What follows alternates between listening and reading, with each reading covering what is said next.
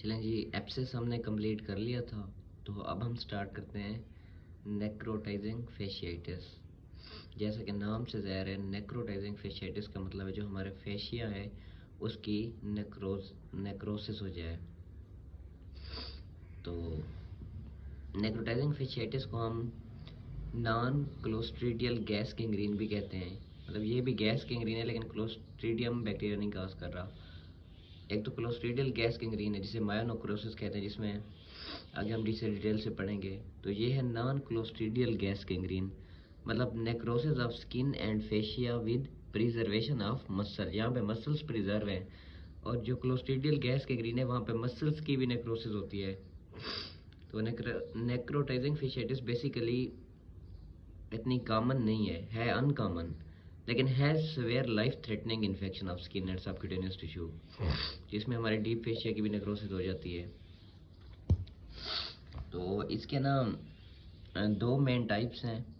एक टाइप 1 है जिसकी पॉली माइक्रोबियल इटियोलॉजी है, जिसके कास्टिव एजेंट कोलीफॉर्म बैक्टीरिया भी है, स्टेफिलोकोकस भी है, बैक्टीरियाइड्स भी है, जिसको हम सिनर्जिस्टिक बैक्टीरियल गैंग्रीन भी कहते हैं।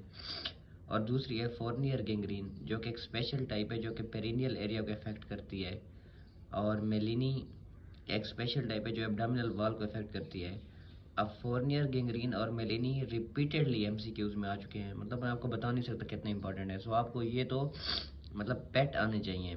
फोर्नियर गैंग्रीन क्या किस एरिया को इफेक्ट करती है? पेरिनियल एरिया को, और मेलिनी एब्डोमिनल वॉल को। अच्छा, और इसके अलावा जो टाइप 2 है ना, वो एक सिंगल ऑर्गेनिज्म का इन्फेक्शन है। और कौन सा बैक्टीरिया है वो? स्ट्रेप्टोकोकस पायोजेनिस। अब जो ये नेक्रोटाइजिंग फेजाइटिस का इन्फेक्शन है ना, ये स्टार्ट होता है पहले आपको कोई इंजरी हो, कोई माइनर ट्रामा हो, उस साइड से ये बैक्टीरिया एंट्री लेता है बॉडी में। और उसके बाद बैक्टीरिया बहुत क्विकली स्प्रेड करता है, क्योंकि बैक्टीरिया अपने एक्सोटॉक्सिन और एंजाइम रिलीज करता है, जिसकी वजह से हमारे फैट और फेशियास की नेक्रोसिस होती है। पहले स्किन की होती है, फिर फैट और फेशियास की नेक्रोसिस होती है, जिसकी वजह से हमें सिवियर वुंड पेन होता है। इसके अलावा इन्फ्लेमेशन के सारे साइंस पॉजिटिव होते हैं। इसके अलावा क्रिपिटस होता है, क्रिपिटस मतलब क्रैकलिंग सेंसेशन और स्मेल, ये सारे साइंस हैं नेक्रोटाइजिंग फेजाइटिस के। Smell, crepitus, wound pain. और जब इन्फेक्शन बहुत ज़्यादा स्प्रेड हो जाए ना, तो फिर सिस्टमिक सेप्सिस हो जाती है और मल्टी ऑर्गन फेलियर हो जाता है।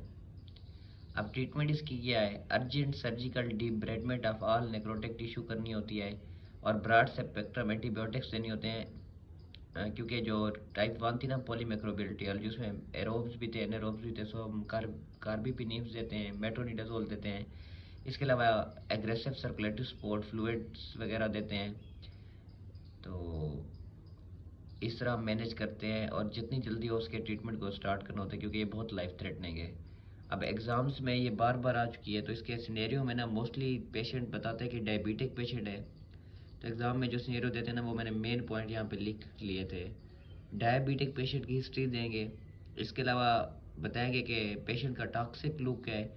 ये भी बताएंगे कि पेशेंट के वुंड से पस ऊज कर रही है। इसके अलावा वुंड के बारे में बताएंगे कि wound is showing discoloured margin turning black. ये भी एक सिनेरियो आया था, wound is showing discoloured margin turning black. So necrotising fasciitis हमने पढ़ ली है। अब आगे इसका काउंटर पार्ट जो क्लोस्ट्रीडियल गैस गैंग्रीन है, हम उसे पढ़ेंगे।